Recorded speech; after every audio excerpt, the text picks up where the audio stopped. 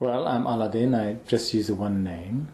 And my preoccupations are to do with making civil society work.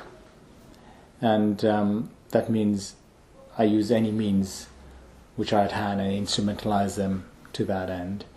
My formal background is that I studied economics and international relations, and initially I worked as a strategy consultant, and I have a history with international banking and overlending to developing countries, so that was my speciality in research and as an academic and as a consultant. And then my interest migrated from that to doing strategy consultancy for global companies. And after a while I let go of that and I worked in social development.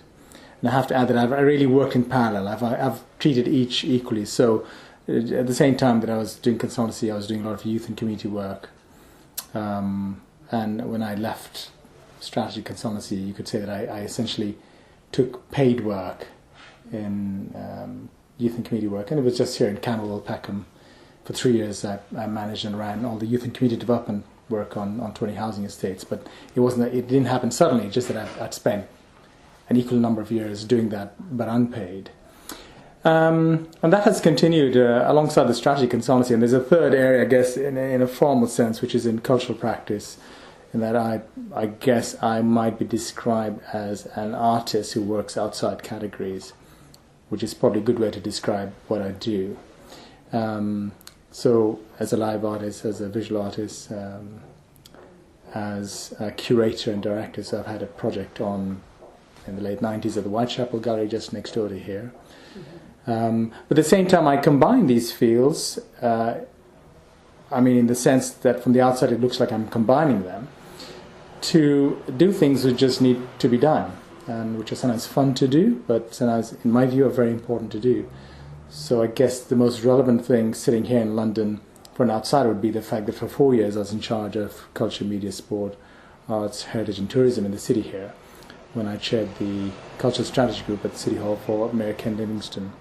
So everything from the Olympic bid to cultural diversity I had to develop all the initial groundwork on, and then carry out some of the implementation of that until 2004. Today, I guess I still work in a formal sense across practices, but my interest is in working ways where I think that civic yield is quite a big deal within that. So if I'm working as an artist or as a strategy consultant, I need to be clear to myself that this is going to create a legacy which others can be part of, and doesn't create barriers, but in fact creates a shared way to work together.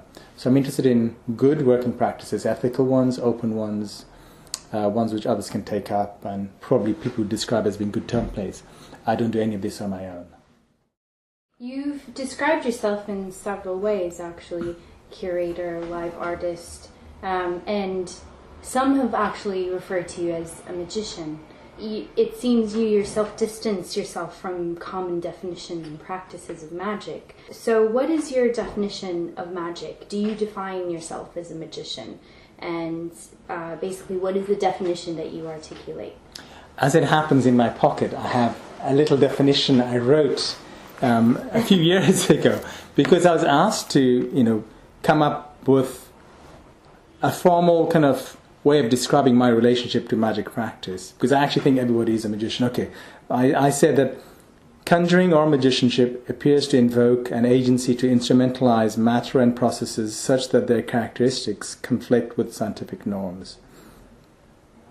And for me, this whole thing about conflicting with the mores and values of wider society is an interesting place to be, the notion of periphery within all of that. And in a sense, your question is also about, am I on the periphery of magic? Do I make a conscious decision around that? Or am I seen by those who call themselves magicians to be in the periphery? I don't know. And in fact, I don't really have an answer to your question, other than to say that for an academic journal, I did come up with that definition, which is used now. But I think the reason I don't describe myself as being a strategy consultant or a magician or a community worker or an artist is that I think that these are just playing into the hands of civil society's need for definition, the definite, and certainty. And I think my work is about engaging with uncertainty and the indefinite. And I think it's about stating that this is very legitimate at the level of policy, at the level of being a friend, a passerby, somebody who is at a barricade. And I think, as a human being, and my father was a Sufi, as a human being you have to accept the fact that our competency only gets us there, and once we feel at any stage we've arrived, we need to immediately let go of our competencies and recognize that we're just a beginner, so you must start again. So I think the notion of magic and magicianship in the popular imagination is about a kind of virtuosity and sense of not just being accomplished, but that you've reached the goal. For me, there is no goal. Exploration is one, but I think the other thing is, the relationship between being a human being with feelings and feeling that in a formal intellectual way you can talk about doing good things. And I think it's about bridging the two. In magicianships in the popular imagination, it doesn't really allow for the indefinite. It plays with that. And in a sense, it's more about obscuring than it is about revealing and illuminating. And my practice, I think, in a formal sense, is described as being illuminating and revelatory of the processes that I choose to cite myself in. So in that sense, I don't think I conform to magician's own definition of magic. And I would say that I kind of have played with it, but I find that it's you can only get so far by being playful with it. So I actually don't have nothing to do with the whole kind of formal practice of magic. Although I do have personas that are there playing with the idea of magic. You've said that your pursuit of magic is one that comes from your childhood, which was, you said, inspired by street magic in India, Pakistan and Bangladesh. This is the kind of magic that might be, in those cultural contexts, described as popular magic. And you also said a kind of culture that's accessible regardless of race, class, caste or circumstance. The kind of magic that you speak about here is quite heterodoxical and quite ambiguous. And in that sense, it doesn't feature the same kind of accessibility that this sort of street magic that you invoke in your history does. How do you think about the kinds of classes of people that find you and the sort of magic and creative practice that you have accessible?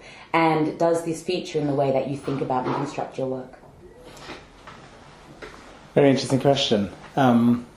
First of all, the vast majority of my engagement with magic practice is not about using language or about interrogating it or getting into kind of a discourse about it. And it's quite rare that I do. And it's interesting that we are very privileged people, bourgeoisie of an intellectual elite, who can have this conversation. So let's throw that out the window immediately, because I think let's not have a discussion on that, because for me that illegitimizes the nature of how we meet and why we're meeting. So I won't answer that one. I think in terms of accessibility to my magicianship and the magic, you have to have complete humility around this. I mean, I don't see what I do as being any different to what anything else which is happening outside on the street now. And I don't think it needs to have attention drawn to it. I exploit the digital terrain so that I have websites and I will plant seeds and be subversive and so on. It's just a feature of 21st century life that you can drop something on a pavement and it gets magnified. And I think I play with that. I don't spend any time in my real life, in a way, I would say, in doing anything with that. Okay, and I think that's just a little game we can have. And I'll stop that line now. You've been described in numerous articles as uniquely integrating strategy, culture, and magic. How are these three realms related, and what do you see the point of integrating them as being? I think it says a lot about the people who write these things, because in a way they have picked up on certain things which I may not necessarily have. And it might be important to them. Whether it's important to your listener, to yourself, is a different story. I'm not sure. how I integrate things, well, frankly, because some attention is put on what I do, and I may draw attention to some of that, it may put across a sense that actually I am doing something remarkable, which is really what's happening here. And the fact that you're doing research and interviewing me. But actually what's more remarkable is that what I actually really do is so unremarkable that actually you wouldn't be interviewing me in another circumstance. And that is to say that I'm interested in civil society functioning in ways which follow kind of indigenously derived kind of methodologies, plot lines, and so on. I'm not interested in kind of strangeness being imposed or the idea that a template has been developed in another context and is shoved in there. I speak this way, in this kind of illusory, oblique way, and I recognize it's a bit of a challenge, but not to put away from practically what I actually do. Youth and community work, going into youth clubs, working with street gangs, which I've done for 20 years, you don't survive 1 minute of that unless you know why you're there, they can see why you're there, and you come back the next day and you do it. And if you sit in government, it's the same. You don't return the next day to City Hall if they don't think you're doing something. And I think there's a place for developing the rhetoric and the discourse around, what's the place of intellectual practice in that, and is what you're doing developing some kind of intellectual practice? Are you interested in do you have a critical preoccupation? But as I said, I enjoy this in conversation, but I'm not really clear that we're actually talking about anything other than, the semblances of somebody having some kind of virtuosity. And actually what you're picking up on, and what I do quite astutely in my websites, is I offer people these mythologies, which others have already created. And by me putting them up there, saying, listen, others have written it, I put it there, but it's a conscious choice I've made. And then they will come to me as you are, and they will pick up on the mythology. Much more interesting is to understand that the stories that need to be heard and said, people like you and I who are empowered and have levers, we need to have those stories heard, seen. We need to give voice to those without voice. And I think that's probably, the use I would make of my magic powers would be to bring into the center ground what society or the actors have come to determine shouldn't be in the center ground. So, 2 examples. When I was running culture, media and sport in London, there was this whole thing of rebranding London. There's a shock and horror. And I did a debate, I think, with Naomi Klein in 2000 about whether it was legitimate to use the tools of branding and marketing to represent a society. And my whole thing was, you must exploit and instrumentalize every method you can for a society to represent itself fairly. And I felt that in London you have to refresh this society's notion of itself. That's a good example of a use of a kind of a magic to represent, to enchant. Then there's the other side of disenchantment, where you see an individual or a community, an area of London that we're in, or let's say gay and lesbian Muslims living in a sheltered area of London, let's say in Tower Hamlets. And I remember 10 years ago I proposed doing a gay and lesbian Muslim wedding as part of the Whitechapel's project, which I think just saying it was quite shocking for people. But I just wanted to know what it meant for these narratives to be brought out. These were very challenging narratives, but I just feel that it's important to give voice to that. Us lot having this language and being able to put across that our work is good and we get paid to do it and so on, its authority can only come when you see those folks who actually haven't got your ability to be alluring and to mystify. If they think you are talking crap and we don't see anything you're doing which actually affects us and leaves something for us, that for me it would worry me, which is why I spend very little time in the rhetorical kind of arenas. But thanks to the digital arena, it's possible to apparently seem to have a lot going on there. But I think magic instrumentalized by a local group so that they can enchant where disenchantment came in, because the disenchantment was literally about the fact that something appeared to be in the periphery and not very nice and good and unclean, and the notion that dirt is bad, then I'd say, well, let's enchant around dirt. So to return to an earlier question, that's it's not about standard magic, and I think I recognize that I'm interested in the oppositions around in society, and I'm quite interested in infiltrating that on behalf of, I think, civil society. You know. So you speak quite a lot about your desire for civil engagement, your work with vulnerable people and with people that work and live on the streets. And you've said now, as you've written as well, that you instrumentalise magic to allow for more participation in civil society. What does this, and also the notion of enchantment that you just mentioned now, what does this mean for your day-to-day praxis with people? I mean, it's irrelevant in the sense I'm never conscious of those things. I mean, that's a pile of crap is the way I look at it. I mean, my whole day-to-day is, you know, I do earn a living. I'm pretty rigorous about what I accept doing.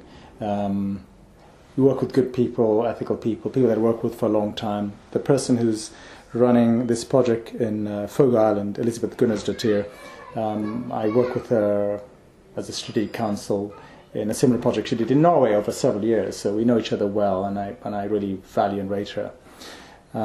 So she valued and rated what I did with her there. Now that she's in Canada and this island, she's enlisted me to help to support a community to create capacity for itself to kind of regenerate and replenish itself economically, culturally, spiritually, socially, and also for the rest of the world to be part of that. That's one example. That's more a highfalutin one. I mean, closer to home, the difficulty when you're trying to pick a project to describe is how do you value it, you know? Is it that you get the biggest fee? Well, the biggest fees I get are not for that. The biggest fees I got were for doing a keynote speech at the World Petroleum Congress 2 years ago, where what I was paid was equivalent to what people earn in a year. Now, I didn't ask for that, but at the same time, I wasn't interested in the fee side. I was interested that they thought that I had something to speak to the global energy industries about leadership and sustainability and ethics. So I just spoke exactly as I do about ethics, sustainability, and authenticity in how you conduct yourself. I don't really refer too much when I do my work. I mean, I think you just have to use your own judgment. You know, you've got to feel you're going to be competent. I feel like I'm a bricklayer. You know, sometimes I relate to the coal mining, because you put in a day's work, you can see what's happening, you get many things out of it, and you know what that coal is going towards. And nowadays, of course, coal is much crapped on because, it's not a very clean thing and so on. It's a bit like the seal hunting on the island of Fogo. It's been fascinating for me, personally, who had a pretty militant approach to animal rights and so on, to just really understand the social ecosystem there. Stories engage me, and when I feel that there's a really important story which needs to be said, and I look at the people around it, and I just feel I have huge benefits in learning from them. I really attach myself to that. And this thing about how much will you learn? Yes, if I just wanted to earn my living as a magician, I could do that handily, because I have this so-called virtuosity to do that. But in Sufi practice, you really question and are suspicious of virtuosity, because you don't have a long life or a happy one if you are looking in the mirror and in awe of your own apparent power. And going back to the description of what magic is about, the semblance of being able to instrumentalize matter and processes. I'm not interested in that. I'm interested in really being part of the social ecosystem where you have, along with everybody else, the same responsibilities, accountabilities, and possibilities of doing things. So in my local neighborhood, there's a guy on my pavement who is trying to make us, make sure that our doors and windows are insulated so that we don't lose energy and we have lower bills. And it brings the community together, and I've got involved in that. And it's just a very down-to-earth thing. It's like when I get up in the morning, I go for a run. I hate running. I don't like the glamour of that. I have very old, kind of torn, like 10-year-old leather shoes I run in. I don't have very glamorous gear, and I don't look glamorous as I run. It's before 7 in the morning in horrible weather. And I'm not getting good at it, and I hate it, and it's like medicine, but I do it because I recognize somewhere it is good. I don't like it, and I don't feel I'll ever be competent at it. It's a very good reason to persist in something. But the second you think, they ask me because I'm a good speaker, because I'm a good strategy consultant, because I'm that, you're finished, my father would say, son, it brought you there, then you must shed it, and you go in there as a complete beginner, and you shut up, and you listen to them. And after that, you carry on listening. Just to pick up on the keyword of sustainability, which seems to weave in and out of a lot of what you're talking about. Could you tell us what is and what is not included in your vision of a sustainable world? Right. Well, a sustainable world is a world that people just feel is right. I think it's important one to really give a lot of weight to how people feel about things. I think there's a role of knowledge share and education, but I think above all to be able to accept and embrace the fact that people have different feelings about things, and people call it perspective and so on. Sustainability really is about processes and methods which are viable in the very long term. It's not that they're viable because in a canonical way you use one methodology. They're viable because in an iterative way you replenish your approach, you check out things which are no longer relevant, you bring in things which are more relevant, but you create an ecosystem which makes people feel it's for them, by them, it welcomes them, and it accepts that difference and the heterodoxy. Heterodoxy was my big word at City Hall. Heterogeneity was the second big word. And the third thing I should say is that get involved when it's worthwhile and realizable. And I think if it's worthwhile, it's good to do, but if it's not realizable, don't bother. If it's realizable but not worthwhile, you don't do it. When the two coincide, you do that.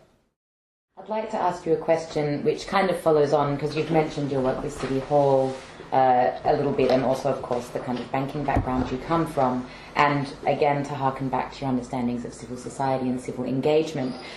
Do you find concentrations of power and privilege to be problematic in any way? And do you see there to be issues in representative political practices?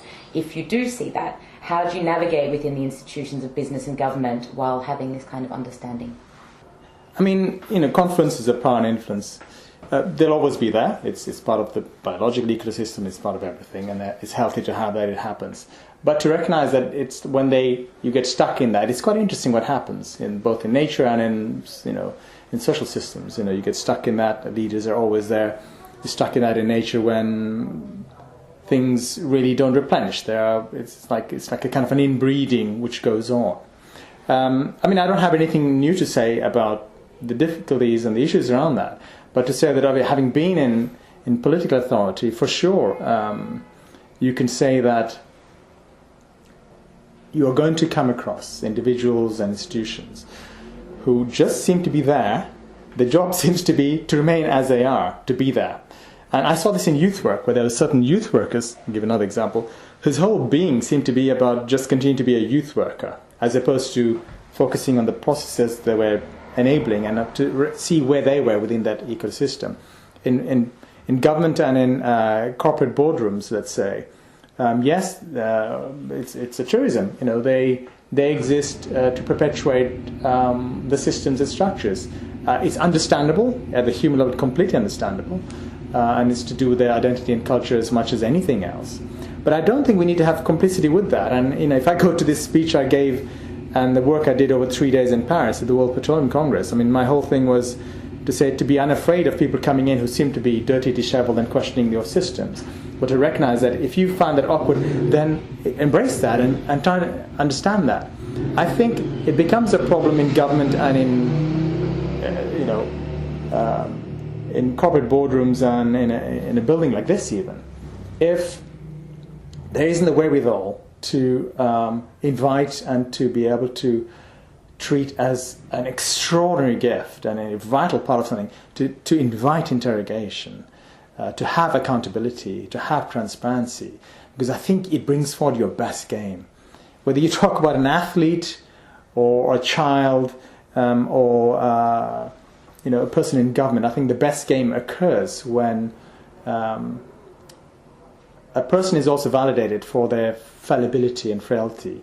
I think in government and in the corporate boardrooms, the fallibility and frailty is not much rewarded.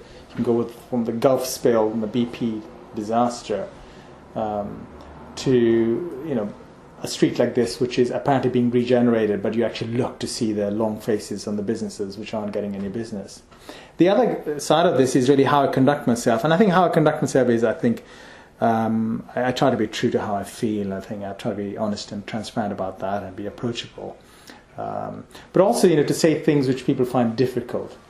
I was recently talking to somebody I really respect and admire in their work, and I just said, in your work I don't see the whole world present, and explain that literally. I said I don't see Africa or Arabia present in your work. And sometimes you go somewhere and say,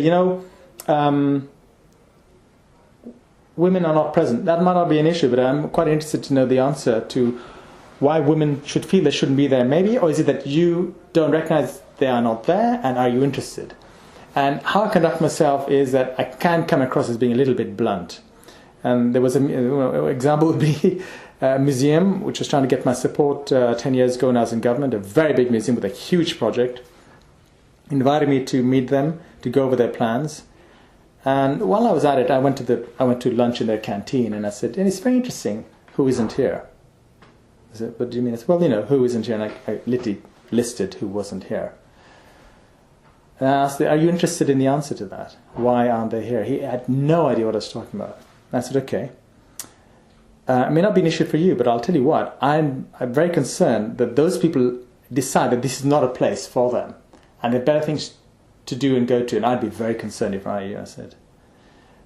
So sometimes when I get quite worked up and I have my prejudices, it can come across like that. So I conduct myself in a pretty straightforward way, and because I don't have any affiliations, I don't belong to left and right, I never would have voted for Ken Livingstone or Boris or whoever. They can see how I'm going to be. I can't be owned by anybody, but I'm willing to do good work. And if they're going to do good work with me, I'll do it. So how I conduct myself is, I think, as an individual.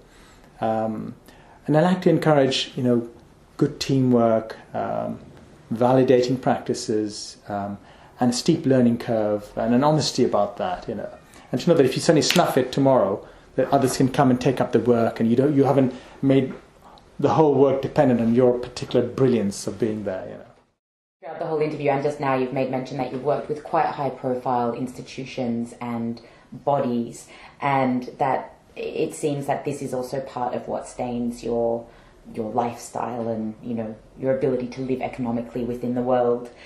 What kind of advice would you give for struggling magicians and also struggling artists or groups and communities that are creative, because it is widely kind of recognised that creative workers and cultural workers are in very precarious situations at the moment?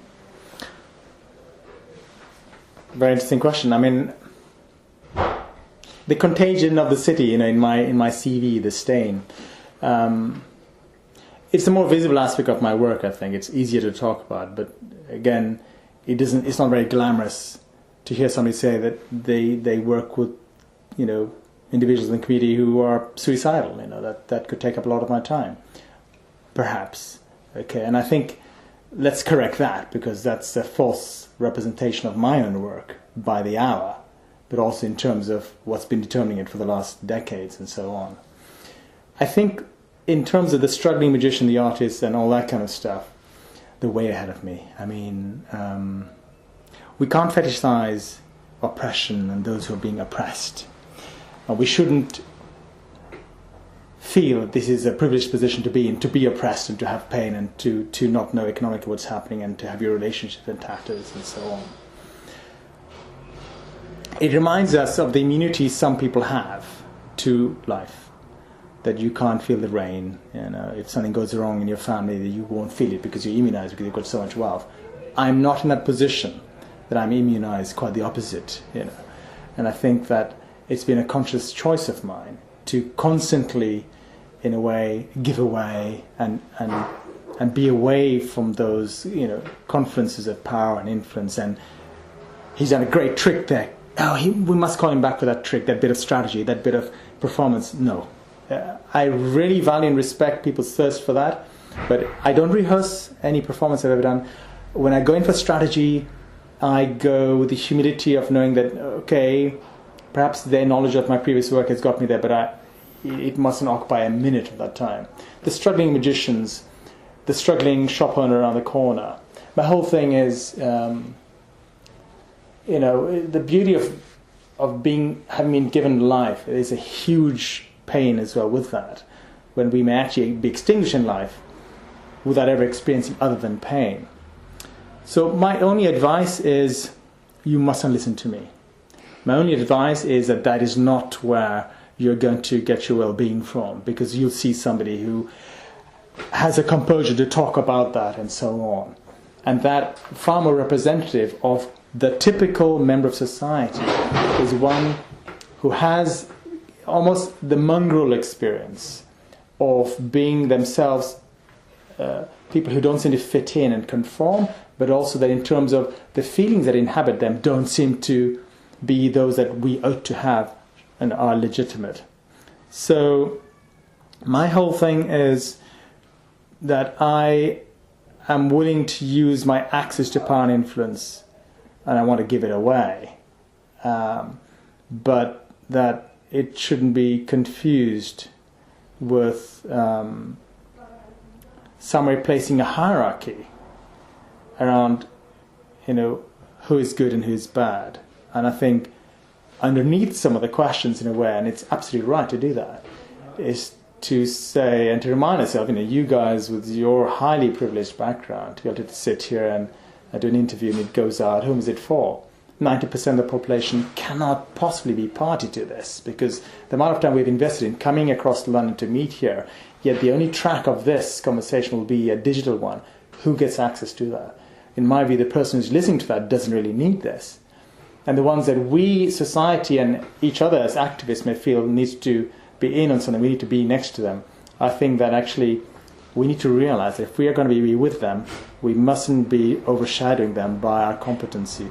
So the answer is I have no answer whatsoever. I mean, that's what constantly reminds you of how to, remember the bullshit and never believe your own hype. And never believe the mythologies that we can easily create in this way. The best stories would be to put out on a radio a story of somebody who cannot talk, and then to know how, as an anthropologist, you can negotiate that so that if they are being advocated for, if their stories are being told, how is it that we can tell that? Because that is what, for me, is profoundly inspiring, is to just know and recognize a piece of humanity, which is the biggest particle. Because the stuff I do, it's a challenge to put the humanity at the front, and I'm struggling every hour. The final question that we wanted to ask you was, magic incorporates play, fun, delight, and perhaps most importantly, hope and the possibility of other ways of being in the world and other kinds of worlds. How does this manifest in your wide diversity of practices? I mean, I'd only accept possibilities as being something that I can relate to as a magician. Mm-hmm. And for me, the possibilities are, it's about instrumentalizing those means for something which is good. And I think I've said many times explicitly, magic is not about kudos. Magic is the exact opposite of that for me. The moment kudos emerges, it's killed it. Its relevance to my kind of wider practices, I really don't know. I mean, I've become worried in recent years that I've done a lot of interviews, and all kinds of media, and the interview thing is actually quite worrying because my CV, I have presented in the past, but others have represented it, in ways which really put across a happy, clappy kind of thing, And I think the reason I only looked and picked up on possibilities in terms of what you're saying, because magic is exactly the opposite of happy, clappy. Magic is about, yes, it is about the possibility of transformation, but the real possibility and actually the means to do it, not the semblance of it. And for me, its biggest use would be that it reveals and illuminates for society exactly what it doesn't look at. And I wouldn't want to put in a connotation there by saying, these are the difficult things or whatever. But I think I'm just aware that it's easy to be lost in the reverie around the shine of something. And to know that the real shine is the incredibly difficult to describe and emotionally incredibly troubling process, object, matter, history. That's, I think, the most beautiful thing for me, that incredible tension for me, to see how society can activate its magic to legitimize and validate that in a completely normal way, not where discursive people like us and critical theorists kind of give it, signify that this is important. So, I have to pull the rug away from underneath the question, because I'm troubled that it comes to that, because I'm not an expert in anything.